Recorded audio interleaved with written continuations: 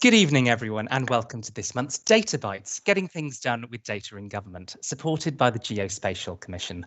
I'm Gavin Freegard, Associate at the Institute for Government, and it's wonderful to welcome so many of you to this evening's Geospecial. Let's start in the usual Data Bites way. Hands up if you've been to Data Bites before. Welcome back. And hands up if this is your first Data Bites. Welcome. If you're wondering what on earth that was about, it's something we used to do when we met in person. Think of it as our version of the legacy hand. This is our 20th Data Bites, and we've touched on location data before, but this is our first event dedicated to the importance of geospatial data. Wherever you're located tonight, Data Bites is the place to be. Data Bites and location data, a perfect marriage without a Mumford & Sons tribute act in sight. Before we properly get going, let's start with some housekeeping. We are on the record and are being live streamed, obviously. If you're on Twitter, you can join in on hashtag IFGDataBites, and we're live tweeting from @IFGEvents. And you're probably watching this on Slido already. You can use the Q&A tool to put questions to our speakers. If you're not, follow the link on screen. Why do we run Data Bites? Data is a small word that contains multitudes. We want to bring the different data communities in and around government together. We want to show people, especially those who don't think of themselves as data people, what better data can mean in practice. And we want to put some interesting projects and programmes on the record for people to learn from. How does Data Bites work? Well, you're going to be treated to 4 presentations by 4 excellent speakers this evening. Each of our speakers will have 8 minutes to present. Yes, just 8 minutes. There are 8 bits in a byte, hence 8 minutes in a data byte. You can hopefully see the timer on screen. After that, I will put your questions to that speaker for 8 minutes. Yes, just 8 minutes. Then we'll move on to the next presentation. So 4 presentations, each lasting for 8 minutes and each followed by 8 minutes of questions. If you'd like to watch the previous 19 events, that's last month's excellent lineup on screen, you can find them all on the IFG website by following that link. Now, one of the sadnesses of doing this event online is, questions to our speakers aside, not being able to involve you, our wonderful audience. I'm really sad not to see you laugh at all the jokes. You'd have thought the 8 events we did hold in person would have prepared me for that. Nonetheless, this evening I thought I'd start with a quiz. Which major event of the last month does this chart illustrate, and what do the bigger grey circles represent? You can see it ranks top to bottom and the years run from left to right. The chart has lost a year in 2020, haven't we all? I'll come back to it in a minute or so. In the meantime, it's been yet another quiet month in British politics. First, the by-election bonanza. The Conservatives won in Hartlepool, only the 3rd government gain in a by-election since 1979. This is how the swing compares to what normally happens. The SNP held Airdrie and Shotts. Tracy Brabin's mayoral election victory means we have a by-election in Batley and Spen to add to the one in Chesham and Amersham, and we may yet get one in Delyn if Rob Roberts is forced to stand down from Parliament. Then we have the devolved elections. In Wales, Labour won 30 out of 60 seats to remain in government. They've been there ever since 1999, a regular, reliable rhythm, as First Minister Mark Drakeford might say. In Scotland, the SNP's 64 seats fell just short of the 65 needed for a majority, but as you can see, there is still a majority in favour of independence in the Scottish Parliament. And in England, while the Conservatives made gains in local councils, Labour won the new West Yorkshire mayoralty and gained mayors in the west of England and Cambridgeshire and Peterborough. Not quite as bad a set of results as Labour's reaction might have suggested. I mean, sacking your deputy leader as party chair is one thing, but subjecting yourself to peers, Morgan? Now we come back to our quiz to see what you think about things. Apologies if you're still making your mind up. It's a chart that could have been all kinds of everything. But congratulations if you correctly identified that the grey dots are showing the UK's placings at the Eurovision Song Contest. You can see the UK's performance drop off considerably in the 21st century. In 2021, for just the 2nd time ever, the UK was left with no points. But someone with lots of points, and speaking of making ourselves unpopular in Europe, was Dominic Cummings in his epic Select Committee appearance last week. In 7 hours, the equivalent of nearly 6 Data Bites events, the Prime Minister's former advisor covered a huge amount of ground on behind-the-scenes pandemic preparedness, with criticism of the Prime Minister and his new wife, the Health Secretary and much of the apparatus of state. There's a brand new IFG report on that evidence out today. Now, the transcript of that Select Committee appearance runs to 61,656 words. That's a lot of words. How does it compare to some great works of literature? Well, it's not far off a couple of Mr. Cummings' favourite books, Philip Tetlock's Super Forecasting and Andy Grove's High Output Management. It's a bit shorter than Brave New World in its dystopian landscape where one man speaks out against the regime. It's longer than the National Data Strategy. The government's consultation response was published a few weeks ago.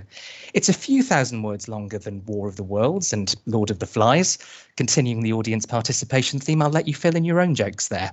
But, and I promise you I'm not making this up, one of the notable works of literature closest in length to the Cummings transcript, a couple of thousand words longer according to some sources, or just a few hundred short of it according to the one we've used here, is the Stephen King classic, Carrie. The story of a young woman called Carrie who uses the powers at her disposal to exact revenge upon her enemies was just one of the narratives Mr. Cummings raised during his evidence. But to finish on a serious note for once, at just 3,500 words is the transparency notice for GPDPR, or General Practice Data Planning and Research. Unlike its unrelated near namesake, GDPR, details of it will not have flooded your inboxes. It's a new NHS digital initiative which aims to use patient data about all of us, to improve services and policy and in research. All laudable aims. But as campaigners have pointed out, the public hasn't really been made aware of the plans or how to opt out of them. We've said many times before that if government and the public sector wants to make the most of better data and new technology, it really needs to bring the public with it or risk losing the opportunity. It's not just us saying that. The government's own Centre for Data Ethics and Innovation said much the same thing in its report on technology use during the pandemic. This really is the sort of area where government needs to have the conversation in public and with the public. And having conversations about data in public and with the public are our fantastic speakers this evening. First, we'll hear from Talia Baldwin, Director of the Geospatial Commission, who'll be setting the government context for location data. She'll be followed by Professor Sir Ian Diamond, the UK's national statistician, who'll be talking about unlocking location data for the benefit of the UK. After Ian, we'll hear from Professor Louise Heathwaite of Lancaster University and the UKRI Natural Environment Research Council, who'll be talking about a systems approach to land use decisions. And last but not least, we'll hear from Heidi Mottram, CEO of Northumbrian Water Group, on location data innovation in the water industry. The next Data Bites will be at 6 p.m. on Wednesday, the 7th of July, the last Data Bites before the summer break. But Data Bites will return, suitably refreshed, in September. Note that will be the second Wednesday of the month before we return to the first Wednesday of the month from October. We're only able to keep Data Bites going thanks to the support of partners, so we're incredibly grateful to the Geospatial Commission for sponsoring tonight's event. If you'd like to follow in their virtuous footsteps, please do email my colleague Pritesh. And if you would like to follow in the footsteps of any of this evening's presenters or know someone who should, please do email me. As ever, we'll be having some virtual drinks after tonight's event. Please do join us. I'll put these details on screen again at the end, but the link is bit.ly/db20drinks, password IFGDB20, all case sensitive. Let's get our geospatial special underway with Talia. Talia, over to you. Thanks very much, Gavin. I'm really happy to be able to present a geospatial themed Data Bites. It's very exciting. So while I line up to share my screen, I hope that actually other presentations I know will take the opportunity to showcase the really good work that's happening in government and outside of government that depends on location data.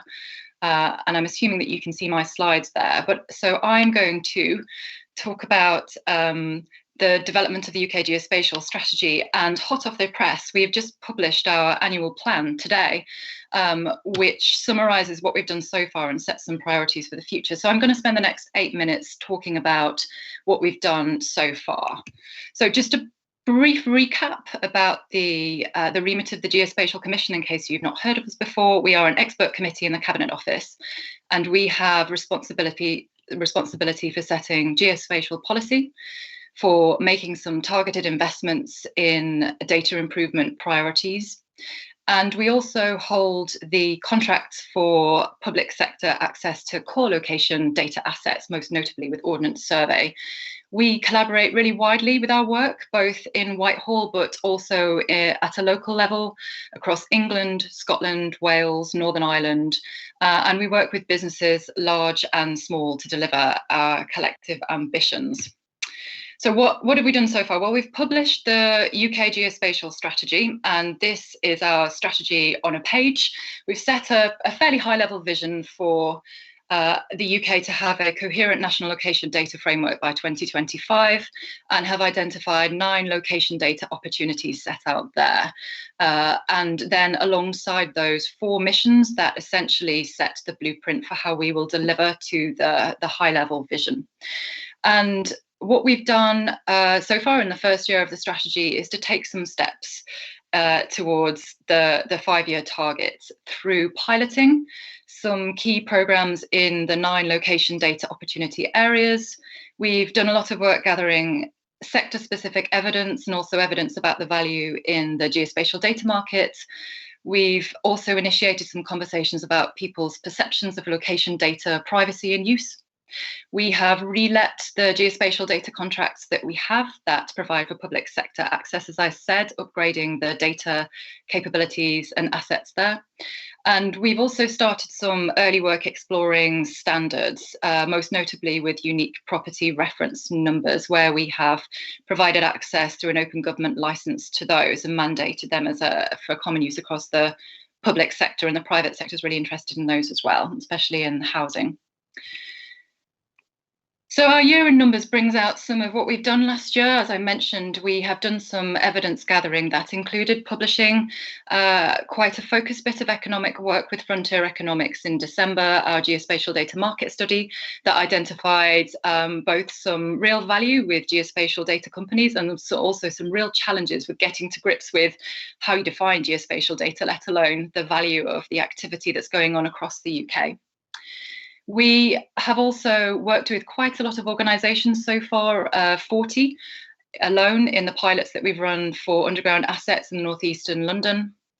We have taken on the government geography profession, which is growing, 1,400 members so far and growing very fast. And that's because we want to align the capabilities that the strategy is setting out with the aims and objectives of the geography profession. And we've seen some really interesting positive impacts of the new master map threshold that we put into place through reletting the public sector geospatial agreement. So 1,400 new companies are accessing Ordnance Survey's data for the first time from last year, which is quite a high number, I think. So geospatial data is crucial to lots of the UK's priorities. Our annual plan creates an updated frame for how we talk about our work, deliberately to try and keep the priorities up to date. It therefore highlights some key policy themes that should be not surprising to you all. Hopefully you'll recognise how important these things are and how the government's talking about them. And so those are supporting economic recovery, helping meet net zero targets, underpinning the UK's international standing as a leading geospatial nation and digital nation, and then delivering a significant upgrade in the public sector's geospatial data capabilities. So for the rest of the time, I'm going to talk about the missions and the work that we're doing this year under those in this frame as well. So our first mission is around promoting and safeguarding the use of location data. We have done some key work, as I said, understanding the market for geospatial data and how we realise economic value. So we'll be building on those insights provided through the economic analysis and linking it to our emerging innovation approach. We're also continuing the public dialogue that we've initiated to understand people's perceptions and confidence in location data use. And we have a new project to understand where the value in improved location data lies and how we clearly articulate it to support investment. So this is key work that underpins some of our target priorities in Mission 2, which is about improving access to better location data. So we'll be taking forward our National Underground Assets Register pilots into a programme proper and say more about that later this year. We are initiating an interesting new programme about land use to try and address a strategic issue that has arisen more prominently in recent years, where land is a finite resource and there are competing priorities for its use. And how on earth do you get together the data to make decisions about how best to manage those competing priorities? So we'll say more about that in the next month or so, but it's likely to start with pilots in specific geographical areas. We've done quite a lot on public sector data improvements, and we're now looking at testing use cases for Earth observation data and also for mobility data, not a surprise as well, as this has been prominently applied to manage the coronavirus pandemic this year by quite a lot of organisations across the public sector. We're also working with our partner bodies to benchmark the quality of the UK's core geospatial data assets. Mission 3, to enhance capability, skills and awareness, underpins lots of things we're doing. We really want to continue to work to understand the relationship between core geospatial data skills and emerging data capabilities, hoping to provide some practical advice for people working with geospatial data. And then Mission 4 is about enabling innovation. Again, we're working this up, but we have announced last month another up to £4 million investment in a transport competition to bring to market real-world applications of location data that maximise our transport networks. So, for example, to boost capacity, reduce environmental impacts and decrease travel times. So please do follow our work. The strategy is iterating and we've set some clear priorities, but we want to be able to flex where others should lead or where our priorities change. And as the strategy develops, hopefully so will the profile and relevance of geospatial data so that we can collectively deliver the transformative change we all want to see.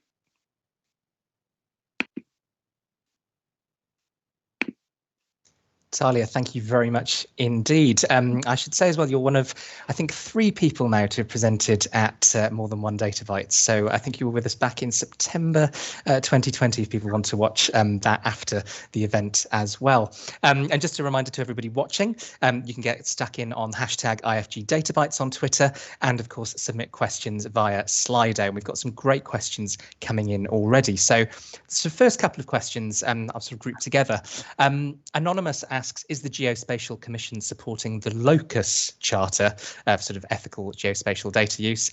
And Dave Lovell asks, is the UK currently able to populate all the themes in the UN's fundamental geospatial data themes? And if not, what steps are being taken to plug any gaps? So I suppose, how does the work of the Geospatial Commission relate to other, particularly international initiatives? Yes, a key part of our work, because one of the missions contains a set of emerging commitments where we want to ensure that what the UK is doing is recognised because of the good work of organisations outside of the Geospatial Commission that have existed for a long time. The UK's got quite a lot of international recognition for the quality of its geospatial capabilities.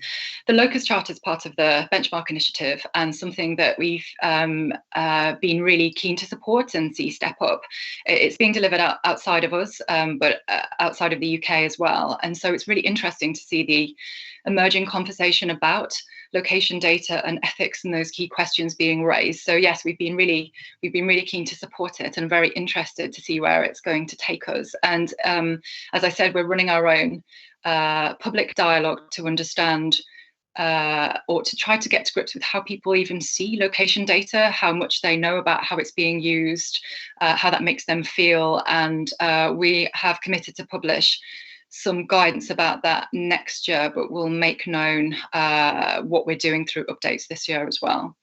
And we work quite closely with the UN. So we put in the strategy the intention to follow the UN's model for how it thinks about the components of a good geospatial data framework. And so we want to follow that in the UK's approach, not necessarily giving weight to the priorities in the same way that other countries will, because the UK is set up differently necessarily. So we're involved in lots of the UN's groups, and that includes at a strategic level and at a kind of very technical level as well. And we have people embedded and talk to them quite often.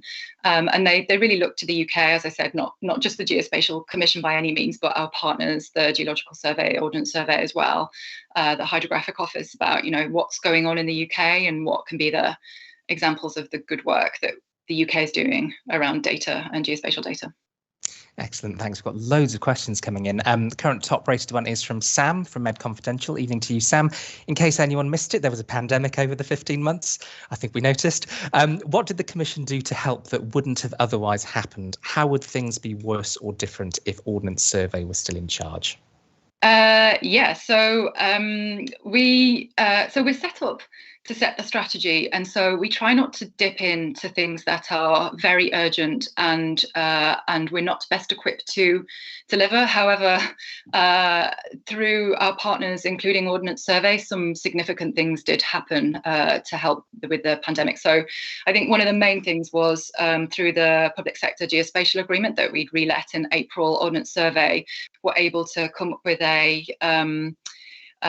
data license that allowed some businesses to access data that they wouldn't have otherwise been able to access. And that license was open for the time it took to really get to grips with that data and manage in particular local areas some of that, the transmission related issues. And so there's lots of information about that on Ordnance Survey website, case specific examples of that. And that was all Ordnance Survey's work rather than ours. It just happened to map onto the contract that we have. And through that, we have also been piloting some capability that we have installed in bits of government. So we had some people with geospatial expertise from Ordnance Survey in different bits of the government organisations leading the development of the data dashboards for managing the pandemic. And I think it was really great to have a couple of people in the Joint Biosecurity Centre, for example, at ground level,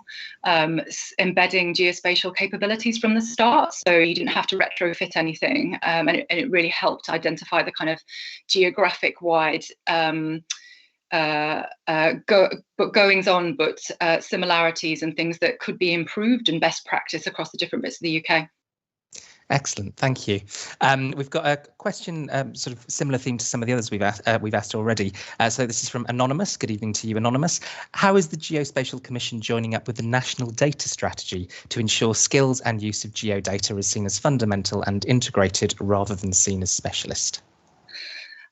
Oh yes, we're in lockstep with the National Data Strategy, as you would imagine. So we have been talking to DCMS teams from the very beginning about the shape of that, and have been very keen to ensure that what we're doing is framed by the National Data Strategy.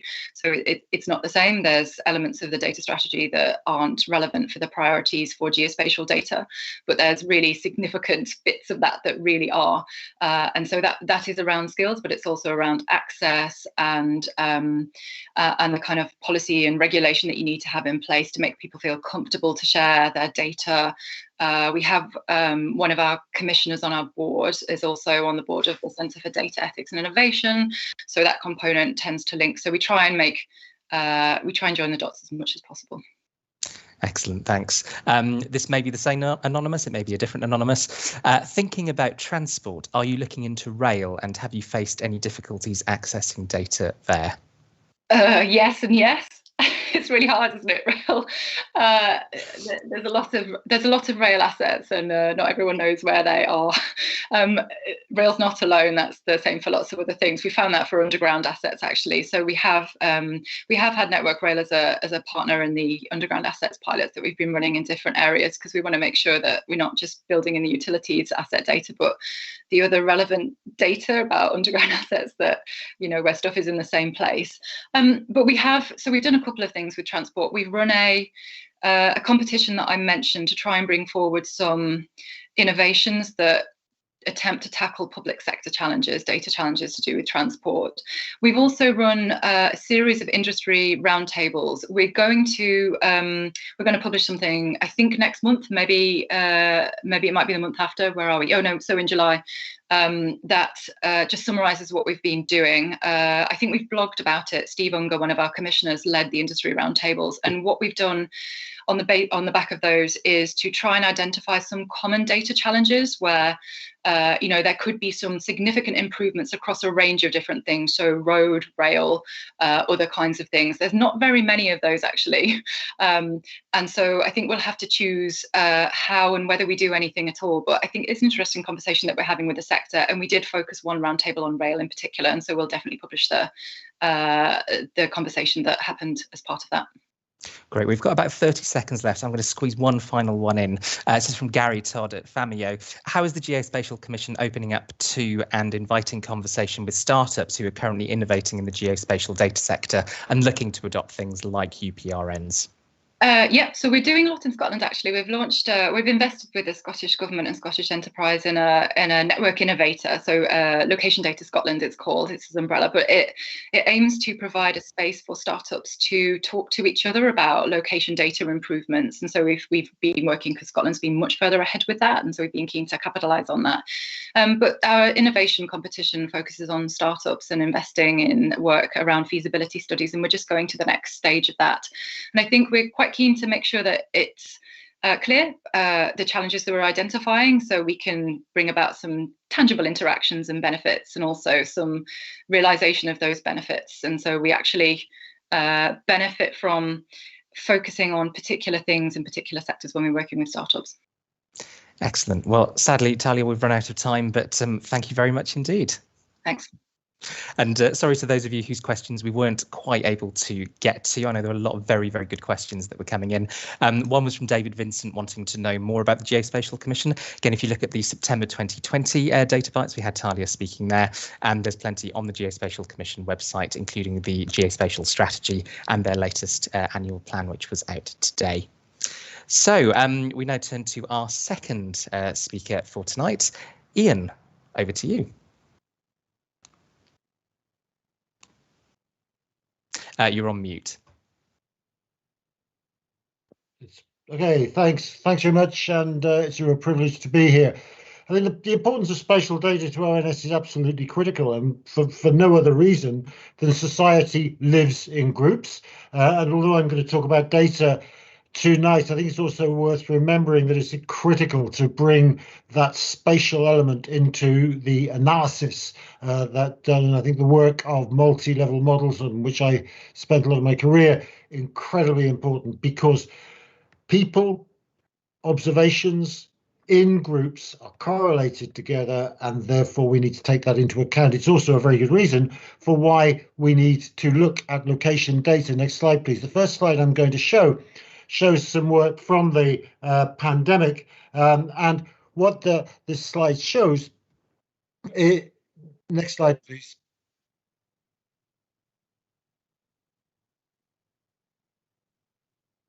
Of course, the good news, the really good news, Gavin, is of course that you've got an old version of the slides and not the slides that I was going to talk about. So shall we just forget about slides and I'll talk about something else.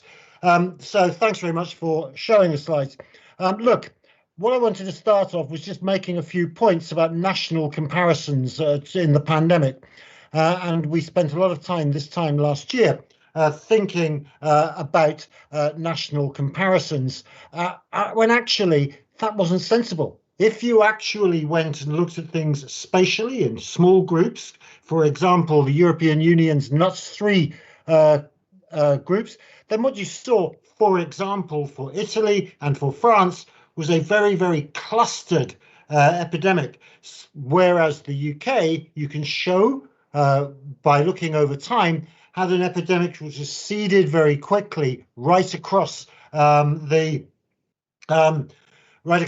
nation, and was actually a very national epidemic. The point I just wanted to make is that therefore making a comparison between the UK and Italy was not a real comparison.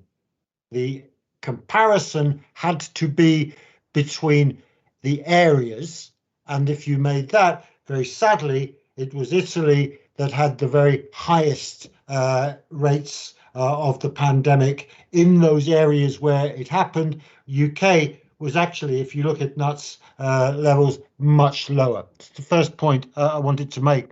Second point I wanted to make was to say a few words about some opportunities that we took at the ONS. And one was looking at wastewater. Wastewater was seen as a really interesting and innovative data source to look at the extent of virus in the community. You might think this is really, really easy. However, the complexity of underground wastewater sources is incredibly challenging to work with. And one of the great things of the pandemic, I think, has been the way in which the private sector, the public sector, government have really worked together. And so we were able to work at real pace with wastewater companies to be able to produce for the Joint Biosecurity Centre some really interesting ways of identifying the level of virus in wastewater. But there are still problems, because one point in North London has basically all the wastewater for much of North London, whereas a place like Leicester, there are many more places to collect the water from. So terribly important to understand the complexity of what you are looking for. However, another example that we use, which I think is really, really interesting, is at the beginning of the pandemic, there was a lot of identification of outbreaks in different areas of work. And so one of the things we did, working with Public Health England, was to map cold meat packing factories and textile factories, and then to map the location of people working in those areas, and then to understand the distribution. And this helped Public Health England to understand the potential for the outbreak identification, and also the potential for testing and the importance of testing. So being able to take the location of a workplace to the location of the people who work there, bringing them all together, really, really important. Talia mentioned mobility data. And we're very privileged that some of my colleagues have just won a Geography and Government Award for the work they did, being able to use traffic cameras to identify movements of cars, and of buses across different areas of the UK. And indeed, you can also use cameras to identify pedestrian movement. And of course, what you see is huge drops at the time of the first lockdown, steady build up, and then things go up and down as lockdowns come and go. We've also been using Facebook data to see mobility between local authorities. And again, that is a great source of being able to identify different trends. And you can, for example, pick out beautifully the Welsh circuit break, which other parts of the country did not have. And I could go on about these data the whole time, but the point is that throughout the pandemic, working at pace with different private and public sector organizations, we have been able to bring location to the case. Now, we move into economic recovery, and clearly one of the government's most welcome and really exciting agendas is levelling up. And we're privileged to be working with the government, but it's very important to recognise the spatial location of disadvantage. I could show you pictures of all kinds of towns. And for example, Blackpool is a place where there is heavily concentrated disadvantage quite close to advantage. And if you are trying to target resource and target interventions, incredibly important that we are able to identify those kinds of small areas within big areas. Torquay, another fine example of enormous poverty alongside real wealth. Flexible geographies for spatial data, absolutely critical, as is identifying high streets and green spaces. And we've got a great partnership with the Ordnance Survey, which enables us to identify shops and to identify high streets on the up and high streets on the down. And our current work is looking at geospatial data using, for example, local newspapers to get a sense of those areas which are moving up and those areas which are challenging. And a final point, ethics have been mentioned. I just wanted to say that ethics are critical to all of this. Ethics in terms of ensuring privacy in the data, ethics in terms of geospatial data of not, if you like, exacerbating disadvantage, and ethics really needing an understanding of what the public good is of the research that is going to take place. It's a privilege to have talked to you. I look forward to the questions. Thank you. Thank you very much, Ian. Slides or no slides, that was a brilliant overview. Thank you very much. And I'm sure we can make the slides available after the event as well. Just to remind everybody, you can put your questions to Ian by using our Slido. There are plenty coming in already, so I won't waste any more time. I'll go straight to them. A really good question from Dave Lovell. What development in the geospatial domain would make the biggest impact on the work of ONS?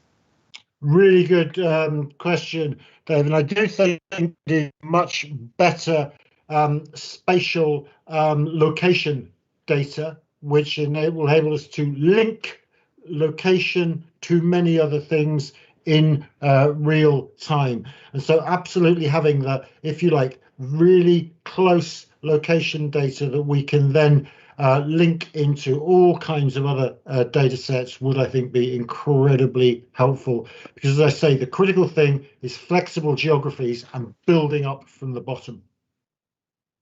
Excellent, thanks. This one picks up on your ethics point. So this is from Sam at Med Confidential, who says 100,000 people are currently opting out of the GP data project, which I mentioned earlier. NHSX not really telling people, and Matt Hancock wants more data to sell. What would you have advised differently to protect trust in the collection and use of data? I think we are all committed to public engagement. All the work that we do. So I'm not talking about doing things differently because I'm not competent to answer that particular part of the question. But I would say that public engagement is incredibly important. And we believe very much at ONS in engagement. So very much talking to people, not about can we have your data, but why are we going to use that data? How are we going to use data? So anyone using data through ONS's Secure Research Service has to go through both an ethical process and an approvals process. And the approvals process is an independent group of people who look at the proposal and asks, is this in the public good? And will it maintain privacy? And we would argue that working with the public with whom we engage, that people therefore have the confidence that data are being used properly and in the public interest. Thank you. We've got another question from Anonymous, who's having another very busy evening. How does ONS's setup as an independent government-funded agency help or hinder it operate at such pace to innovate in a crisis situation? And how does that compare to Ordnance Survey and other organisations? I think it's pretty similar. For us, I should talk about independence is critical, but independence does not mean irrelevance. So it seems to me it's entirely reasonable for us to be talking to government about what are the questions that are important and what are the data that are needed in order to be able to answer those questions. The production of them is completely independent, and then the data are the data are the data. And that, for example, we have been producing regional estimates of the of positivity in a pandemic. We do so every Friday, and we talk to government about the types of data that would be useful. But when we produce them, that is produced entirely independent, and no one sees those data until they go out. Excellent, thank you. We've got about 4 minutes left. There's still plenty of time to bring your questions to Ian.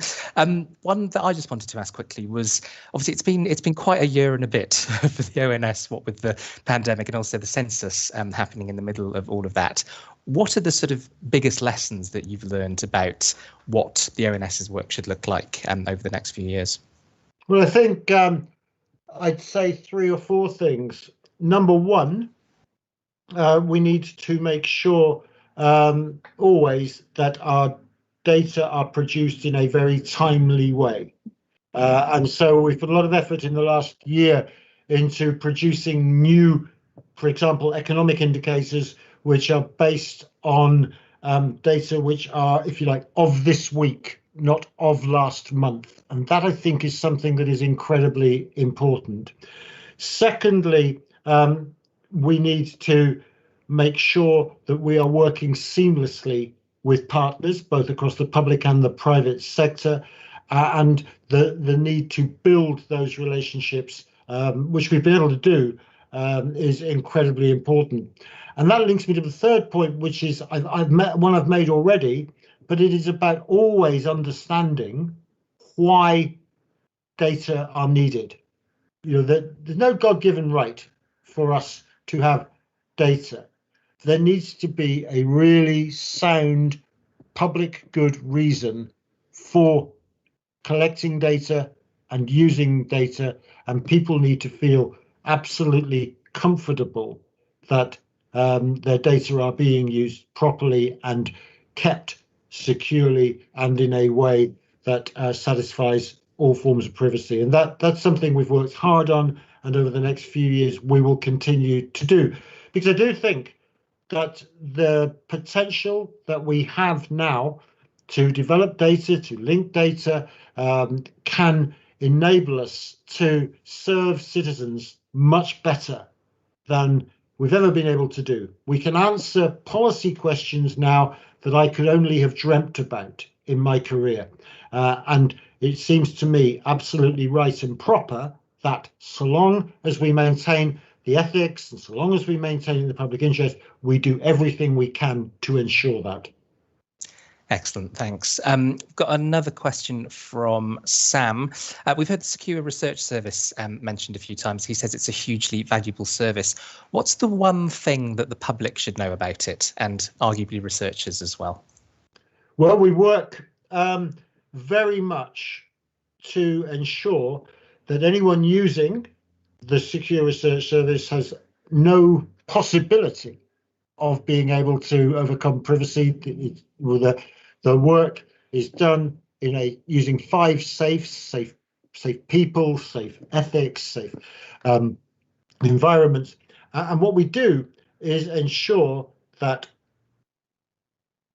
using proper ethics, proper approvals, and checking the analyses that people have done before it goes out, that everybody can feel comfortable that brilliant work is being done, which is adding really to knowledge for the public good, but doing so very much in a way which is safe, secure, and ethically sound. We've got another 30 seconds. I'm going to squeeze in a final question from Alistair Burt. Is Parliament, not just government, helpful to you in explaining the crucial importance of data during the pandemic? Have MPs and select committees been keen to engage with you or wary? Alistair, thank you very much for that question. And I would have to say that MPs and select committees have been brilliant throughout the pandemic in every way. And they have been interested. They have worked with us to develop, to expect improved visualization, to expect that we are communicating properly, and they have been fully supportive of some of the initiatives we have made to improve the way that data exists. I have been enormously impressed both by colleagues from the House of Commons and the House of Lords in the way that they have engaged with us throughout the pandemic. That's a really positive and optimistic note on which to end. Thank you very much indeed, Ian. I should just say as well, Ian mentioned the award-winning project using traffic cameras to track mobility. You can find out more about that at DataByte 17, where we heard from Ian and Lee, part of that award-winning team. And again, apologies to everybody whose question I wasn't able to put to Ian. Lots of great questions tonight, and we've got another couple of excellent speakers to put questions to. So without further ado, our third speaker tonight is Louise. Over to you, Louise. Okay, everybody, I hope you can see my slides and hear me okay. I'm going to present a research perspective on land use decision making, and really want to reflect on the importance of the location data agenda in that. I'm an environmental scientist, so you'll get a lot from the environmental science perspective in this. But just to give you a sense of why it's so important to have geospatial data underpin much of what I've done and what many of us do in this research space. Oops, sorry, I've just gone too many slides along. So let's just start with reflecting on what we want from our land.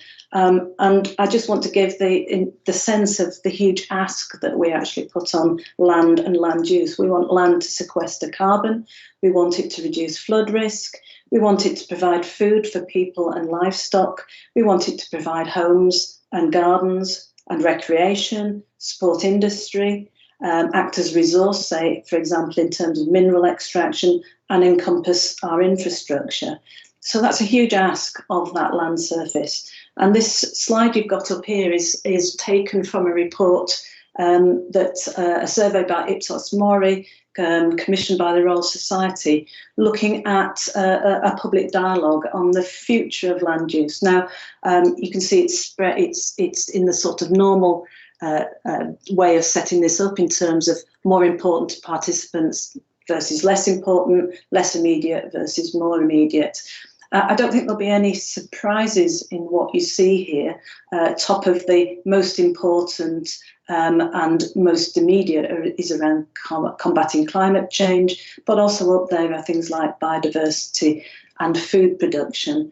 One area I'll come on to a little bit later because it's closest to my heart and my research area is around clean air and water in terms of what we want from land as well. So I don't think any surprises in what you see there in terms of the public dialogue.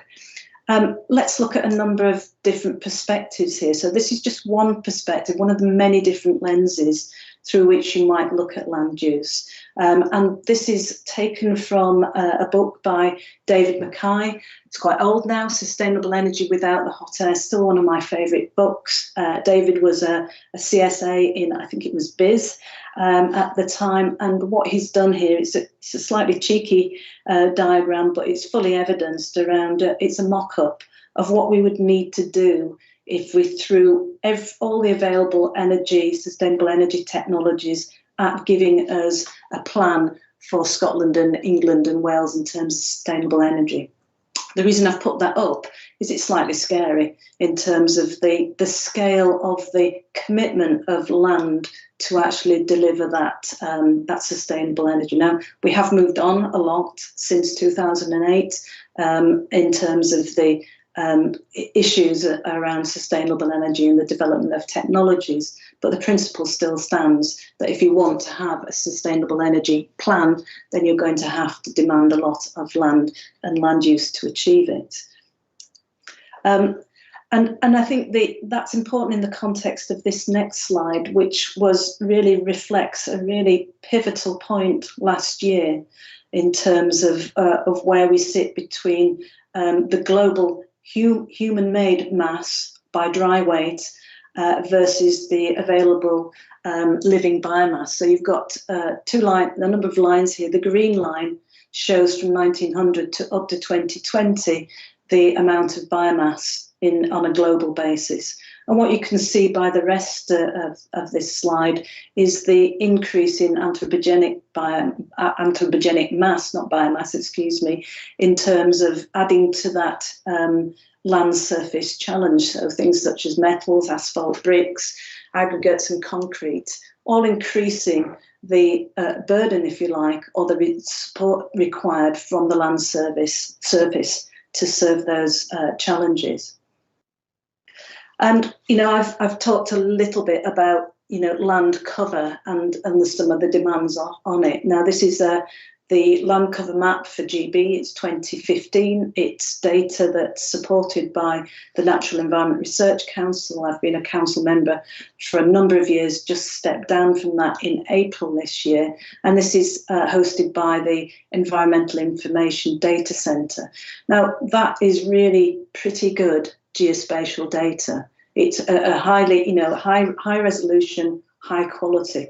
But the key point about it is it's only a snapshot of land cover.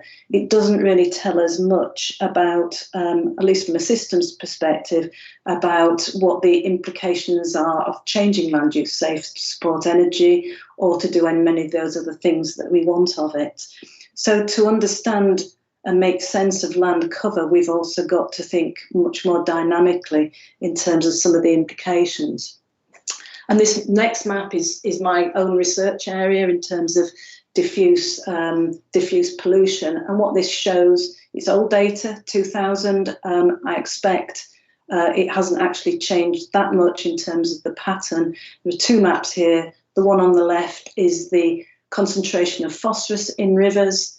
Blue is good, red is bad, and the map on the right is nitrate concentration in rivers. Again, blue is good and red is bad. And what that's really showing you is the implications of how we manage land and the impact that land has on freshwater quality. Now, of course, that's important because that impacts in terms of clean water supplies. It also impacts in terms of freshwater habitats, and those habitats are important in a whole host of ecosystem services. I just wanted to move on quickly to a project I was involved in, which is a Government Office for Science project called Land Use Futures, back in 2010 now. Don't expect to be able to see what on earth's on my slide. It's only there really to demonstrate that there's huge complexity in terms of the various influences on how we need to use land and how we understand land and what we want to get out of it. The reason I've put it up is because of this is an Institute of Government session, and I think one of the key interesting things about this connectivity, if you like, is that you can interplay on top of it the sorts of different government departments that have a particular understanding of some of that interconnectivity. But to me, what it really, really shows is the fact that if you're going to make joined up decisions around land use, you're going to need to have joined up decisions across government departments as well, because different departments hold different parts of the data, have different lenses through which they view the data and different perspectives on it. And I think that's important to reflect on that as we go forward. Now that was 2010, this is now.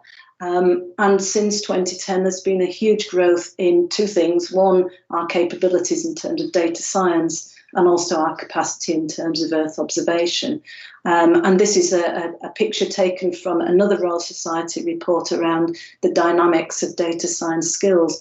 What I think is really important here is it basically tells us that what we've got now is a community of interdisciplinary scientists, a community of workforce, a new workforce that is much more capable of using data, computing that data effectively through increased analytical power and helping us make more joined up decisions. But of course, that data needs to be sufficiently granular, it needs to be interoperable, and it needs to be accessible. And there are big challenges around that accessibility. And then another Royal Society report, which took it a next step, really. It looked at digital technology and the planet, so no lack of ambition here. But I've put this slide up simply because what it says was looking at the way that digital technology could be used to help us achieve some of the challenges under net zero. I don't know if you can read this, but what you can see here is the key criticality of data at every point in understanding that.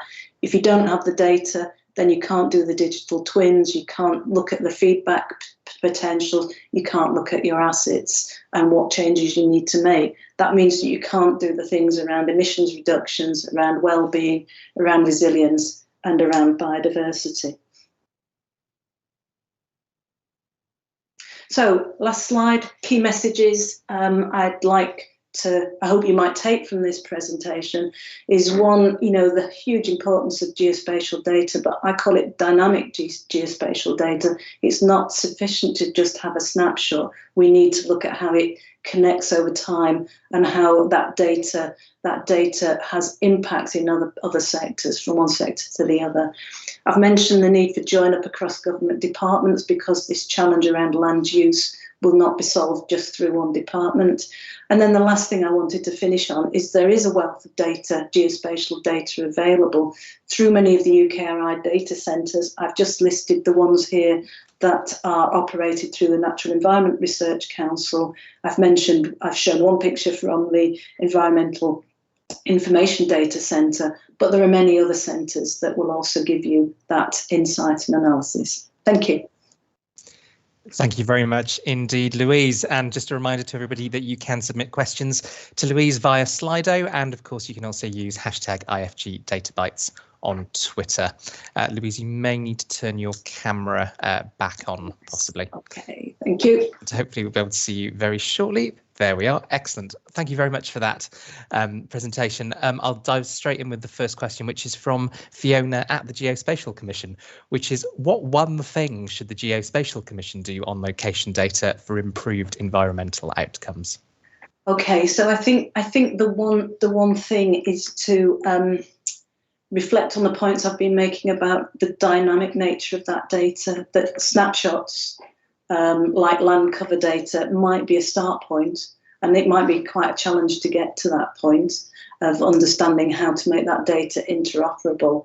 But it's got to be about how you make that data, from a systems perspective, how you think about how that data is going to impact on other parts of the system. So from a Geospatial Commission perspective, it's talking to lots of government departments. Huge challenge about getting everybody to buy into the need to A, share data, B, make that data interoperable, and C, then start asking probing questions of it, really, in a sense. So it's that, I keep saying this word joined up thinking, but it is about joined up thinking. And if the Geospatial Commission can help us do that, we'll be a long way forward. Excellent, thank you. The next question comes from Lisa Allen, a former DataBytes presenter. She asks, what are the gaps that you have seen? Is it data or skills, both or more? I would have said 10 years ago, for some of those old slides I was showing, it was the data.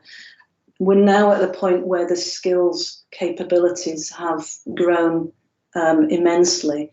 I think the gap is actually harnessing those skills.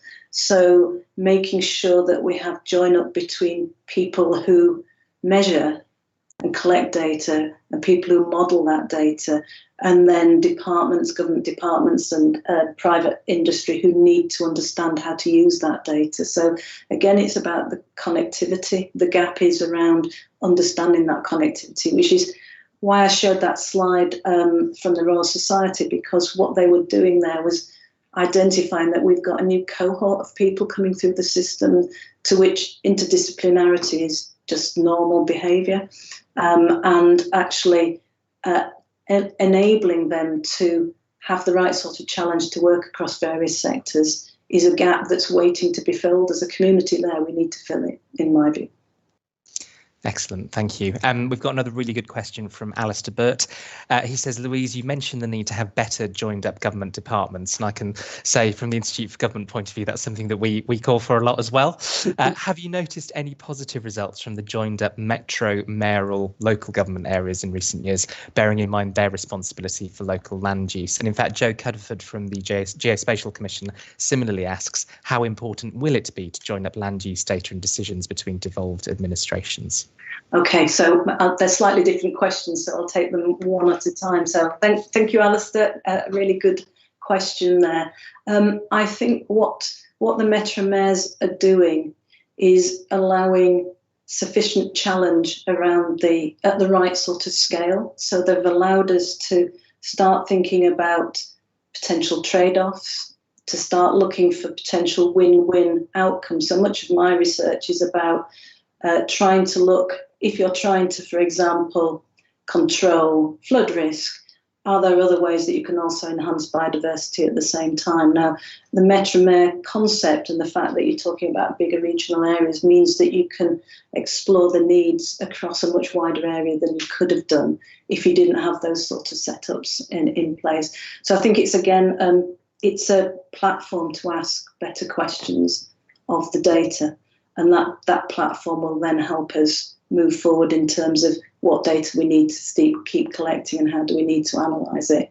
Now, Joe's question was an interesting one, and I guess the devolved administrations question is also important because things are done differently in parts of the system, and we can learn a lot from it. So I spent 5 years as Chief Scientific Advisor to the Scottish Government on rural affairs, food and environment. And what I found there was that the understanding around geospatial data was actually a long way ahead of the game in terms of England.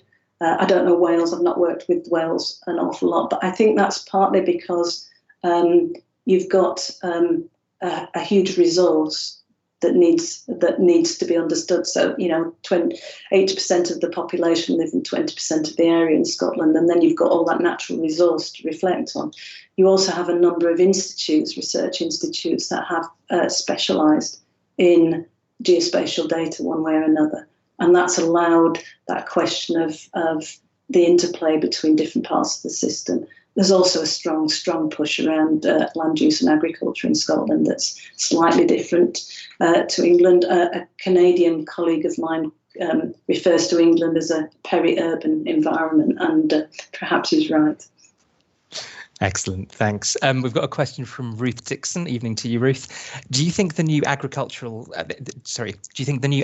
subsidies based on environmental land management will improve the quality of land use in the UK? And will we be able to track any changes with geospatial data? Will we? We need to, is the answer to that last part of the question. We must be able to do that. Do I think it will make a difference? Yes, I think it will, but I think what we've got to do is be patient, because it will take time to do that. Now, I've spent a lot of my career working on phosphorus pollution. Now, phosphorus can sit in the soil system for maybe 50 years. So you might actually develop some really interesting interventions that say we're going to cut phosphorus loss from land to water, but that impact might not be felt for many, many years. Most research is funded on a 3-year time frame. Most government departments think on maybe even shorter time frames. So I think the real opportunity with the new schemes is to give them time to actually develop and function, rather than assuming they fail because they're not moving fast enough. Excellent. We've got about a minute left. So I suppose final question. What does success look like to you on all of this? What would you ideally like to see? What does your ideal world look like? To me, it's about being able to have the data that's necessary at the right scale.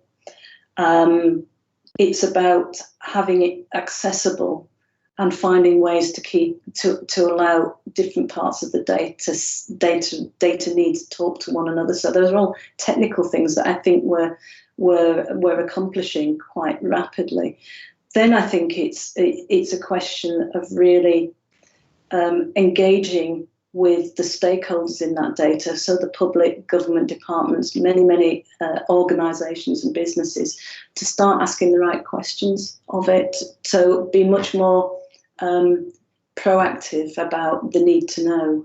I'm very positive around the greater increase in terms of co-creation of projects and designing projects with stakeholders from the outset. Now, my experience in trying to get those sorts of research bids through UKRI is they're perceived as being really risky, because you're starting off and saying, give us a lot of money because we've got a really good idea and we want to work with these stakeholders. We don't want to tell them what to do. We want them to tell us what they need, and then we'll shape the research around the stakeholder need. That if you do that co-creation at the beginning, I think you get a much better outcome. So there's a bit of a journey there to go around achieving that. Excellent. Well, Louise, thank you very much indeed. Thank you. We now move to our final speaker of the evening, and that's Heidi. Heidi, over to you. Thanks very much, Gavin. So, gosh, some fascinating presentations that we've been listening to tonight, and hopefully what I'll be able to bring to you as your final speaker is the private sector angle on this, and the kind of work that we've been doing and experiences that we've been having in open data and geospatial data, and what that means for us. So you can see from my next slide that Northumbrian Water is an operator of water and wastewater services. We actually operate across two quite specific geographies. We're a water and wastewater company in the northeast, and a water only company in Essex and Suffolk, and we've around about 4.4 million customers across those areas. And it was lovely to hear Surian talking earlier on about the work that the water industry has been doing recently on tracking virus in sewers, because we've been participating in that programme with collecting samples around 15 sewage treatment works in our area. So really interesting stuff, but that's not what I'm here to talk to you about tonight. It's really a combination of our journey on using open data and collaboration and why we do that. And then one particular thing that grew out of that was born, if you like, I think of it as our little baby, and now it's growing up with the support of the Geospatial Commission. So we'll talk about that in a second. But we firmly believe that collaboration, that openness is the way to get better ideas. And there are so many challenges that as a water company we have to face, climate change being, I guess, an obvious one, the pandemic recently, things like water poverty, social deprivation, things like Louise was talking about there, the water quality and its catchments and how we treat it. So getting involved with lots of different people and trying to grab hold of that data and see what it can do with is just totally and utterly core to where we're coming from. And that's really why I ended up here, I guess, tonight and to talk about what we think is as our poster child for collaboration is the National Underground Assets Register, or NUR as it's become. So this all started back in 2017, and we were trying to find a way of making open collaboration come to life, and bringing people together in a way where they could do something, I guess, quite trusting and open. And now we used to bring people together in quite a conventional way. We used to have a conference, but we decided to do something a bit wacky and set up our own innovation festival. So the idea was in much the same way as you might have a corporate event, but we would stick everybody in fields in a tent in their best festival gear, in the hope that creativity and that slightly mad environment would really bring out the very best in people, and they would build relationships. And so we all came together and we sprinted and hacked and dashed our way to finding different solutions to some of those problems. And the first event saw the generation of some really cool stuff. So we decided to carry on doing it, and we were particularly blessed in the next year that one of our festival tents, we put some amazingly talented people from the Ordnance Survey, a company called One Spatial, as well as a whole load of asset owners from outside of water, so UK Power Networks, Northern Gas Networks, Northern Power Grid, Openreach, some local authorities, and they started hacking about how could they share information in a much better way. And what they wanted to do and what they came up with was the idea of having the ability to see all those cables and pipes. You can see the kind of numbers of mileage of pipes that we've got, and have it all in one place. It seems like a really obvious idea, but for decades people have been trying to pull this off and they just haven't been able to do it. So the idea was that you could look down using your phone screen and see a fully comprehensive map of what was under your feet, not just the cables, but information about them as well, like voltage, diameter, pipe material, depth. And there's a hell of a lot of it. And for us, particularly in water, it's a real challenge because water pipes are the deepest.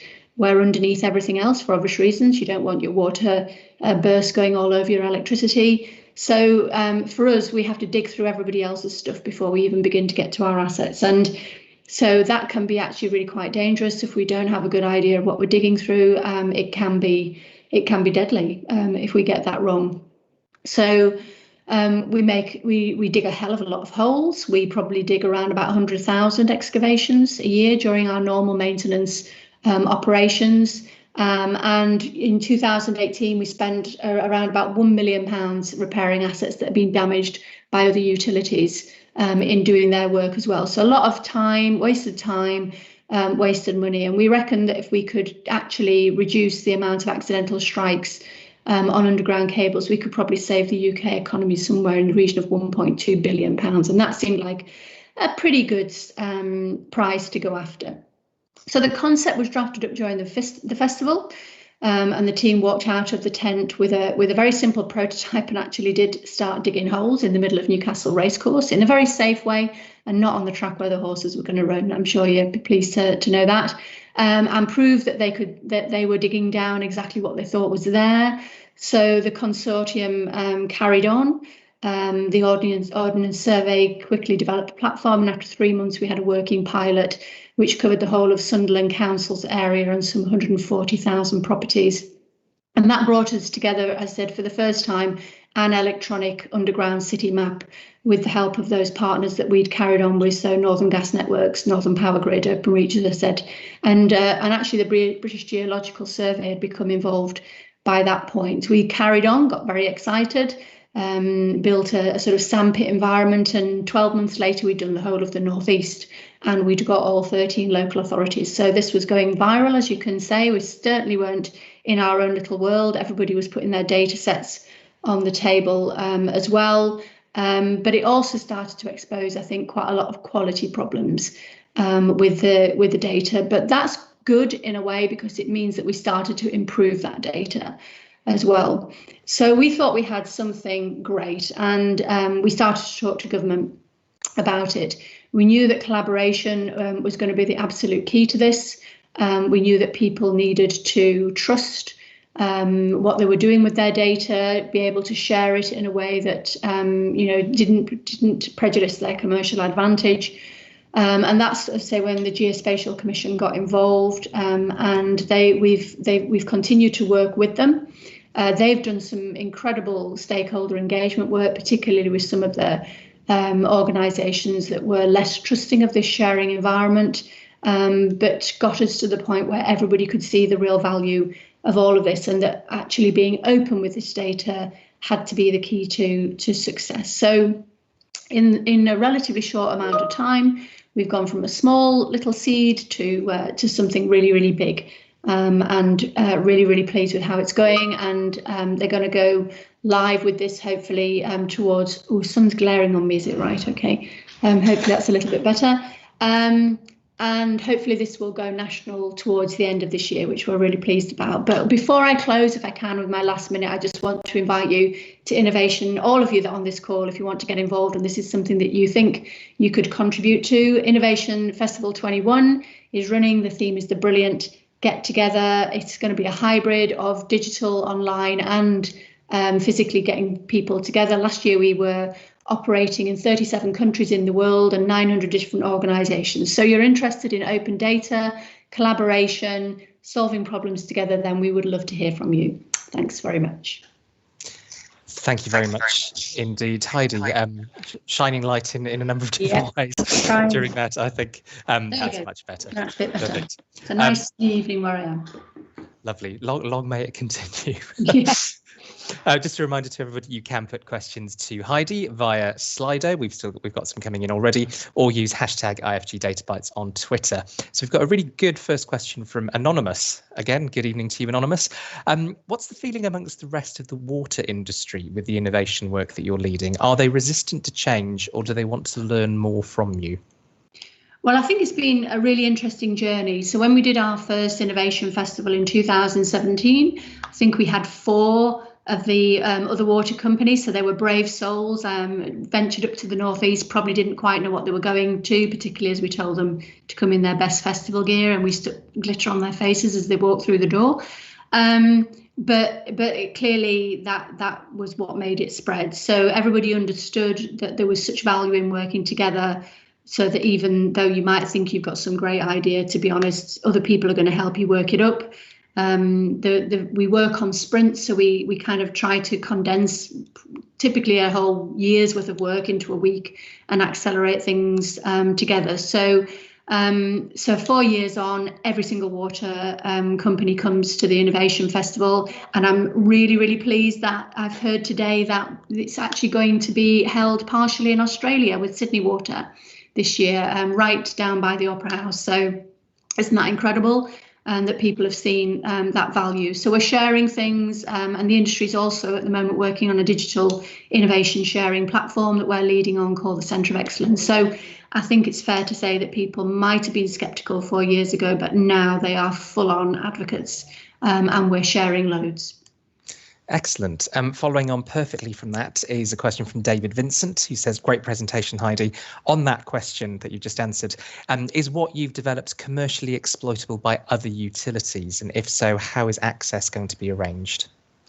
Well, I think our view about this was that this would best fly if it was done in a collaborative environment and an open data environment. So we've effectively gifted everything that we've done on this, as have the other utilities that have worked with us. So yes, it's been led by us as a water company, but as you heard me say, we've got electricity, telecoms, local authorities, all putting their data into this and seeing the value of this in people, creating an asset that we can all use, as opposed to something that somebody somewhere is going to try and exploit. And that was actually the key to it.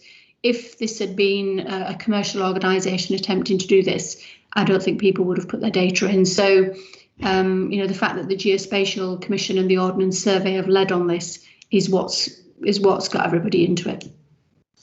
Excellent. We've got another question from Lisa Allen. How are you dealing with the data quality issues discovered? Is it creating a feedback culture and improving the data overall? Yeah, so we haven't quite got to the point where we're going live nationally, but what has been happening, if you like, in the background, particularly as technologies have moved along, is we're getting much better at improving information, literally using technicians who are out in the field, adding new data, not just to our own data set, but because they come across assets that are belonging to other operators, and we're able much easier now to submit it to them, and for them to be able to validate it against their own technical drawings and then update. So it's getting much, much, much better, but it's an endless task to get this stuff right. Some of this stuff was laid many, many, many years ago, and just trying to polish that data will be a lifetime's work. Excellent. We've got another 4 minutes or so do keep your questions coming in. We've got a nice comment from Fiona at the Geospatial Commission, who says, thank you for your support, Heidi. The highlight of her time at the Geospatial Commission was getting her minister down the tunnels and on ITV. Something that you've talked about, a lot is the sort of importance of collaboration. You also talked about being able to bring a sort of private sector perspective to this, but also the importance of having a sort of public sector partner in the Geospatial Commission. What have been the sort of greatest challenges when it comes to collaboration, and has that been different depending on the type of body, whether it's public sector or private sector, that you've been collaborating with? Well, that's an interesting question. I think that in the private sector mode, I mean, the really interesting thing that seemed to push this along was, as well as the technical work that the Ordnance Survey were doing with One Spatial and creating the tool that actually pulls together all this data and creates the map. We had all the lawyers from the different companies sat on a table in the tent as well, and their challenge was to write the data sharing agreement in a week. So you can imagine how that was going. But again, it comes down to, if we try to do that through meetings and sending, some updated version of it and some lawyers somewhere, you can imagine what that had gone like. But they couldn't do that because they were literally sat next to each other, and the following morning they were going to have to explain why they hadn't done what they were supposed to have done. So it is a really, really good way of accelerating things.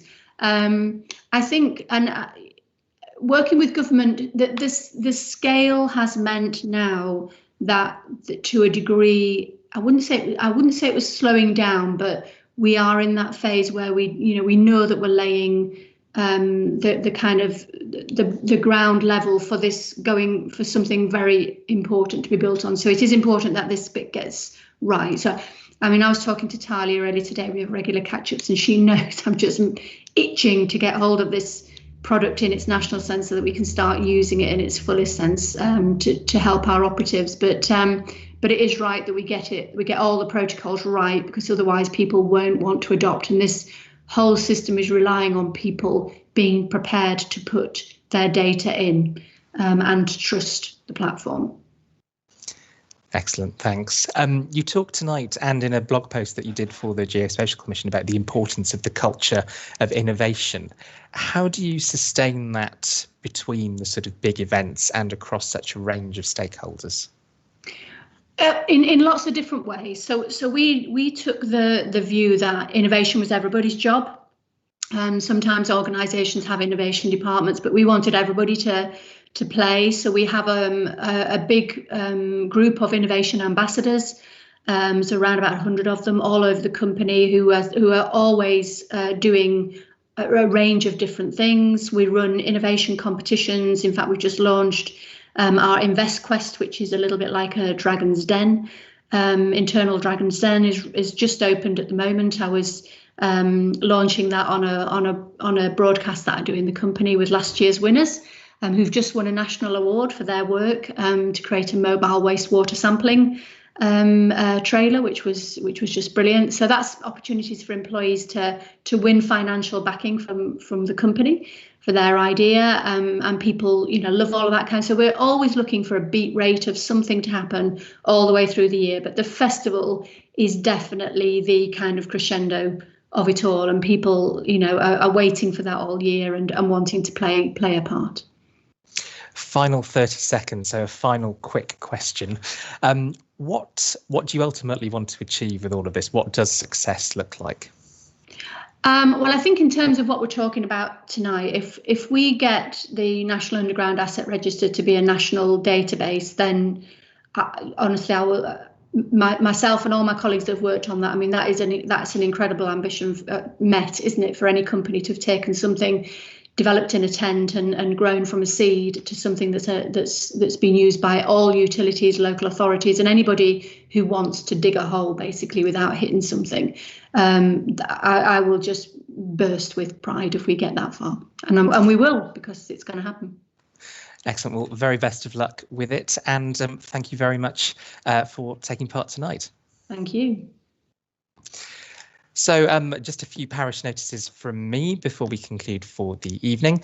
The first thing to say is, of course, that we will be having some virtual drinks afterwards. So hopefully the details of that will be going up on screen as I'm speaking. So please do come along for a bit. Obviously, you'll have to bring your own drinks.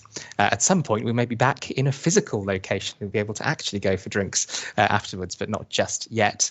Our next event, as I said earlier, will be at 6 p.m. on Wednesday, the 7th of July, our last one before summer break. Of course, there's lots more coming up at the Institute for Government, events on everything from COVID public inquiries to the meaning of global Britain and the meaning of levelling up. So plenty to keep you busy over the next few weeks. And all that remains for me to say is sort of three very big thank yous. First of all, a huge thank you to the Geospatial Commission for supporting us tonight and allowing us to run this Geospatial. We're very grateful to them. And again, if you would be interested in sponsoring a future Data Bytes event, please do get in touch with us. A second massive thank you is to all of you for watching. You've been a brilliant audience with lots of really great questions. And again, sorry to all of those whose questions I wasn't able to get through. Very busy Slido tonight. And finally, please join me in a virtual round of applause for our fantastic presenters this evening. A huge amount of ground covered, literally and figuratively. So a huge thank you to them. And look forward to seeing you hopefully at virtual drinks. And if not, see you next month. Thank you very much.